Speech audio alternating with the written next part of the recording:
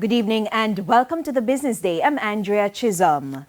Jamaica continues to see a fall-off in remittances. The Bank of Jamaica is reporting a decline in remittance inflows for the month of October.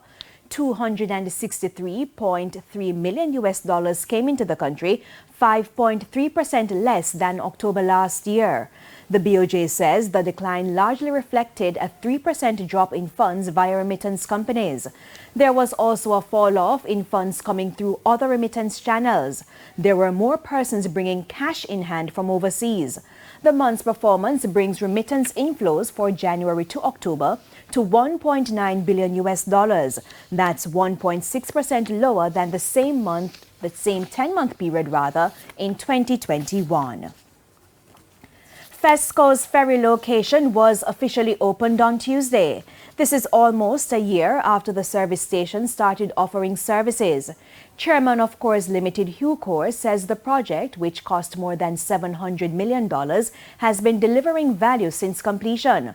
The project was primarily hampered by the COVID-19 pandemic. There were a lot of days when we were not able to work because of curfew and all the issues that surrounded the pandemic at the time. We also had a logistics problem in getting in materials, building materials. But nevertheless, we struggled along the way until we were able to open, not fully, but partially, in 2021, June 2021, we opened the gas station. The tasty restaurant at the location was opened about a year after. Managing Director of Fesco, Jeremy Barnes, says the location has been performing well. Actually better than how we projected. Fesco Ferry, as it's called, Ferry has always been what you call a rest stop, from back in the late 1600s. When people are traveling from Spanish Town to Kingston, where they use horse and buggy and an actual ferry to cross over the river. Today, we're officially opening Fesco Ferry, which is, one of the biggest stations in Jamaica, one of the most heavily patronage stations in Jamaica. We're very proud to be part of this, Fesco. One of our directors, Hugh Coors, is a family business. They own and operate Fesco Ferry. It's overwhelmingly successful.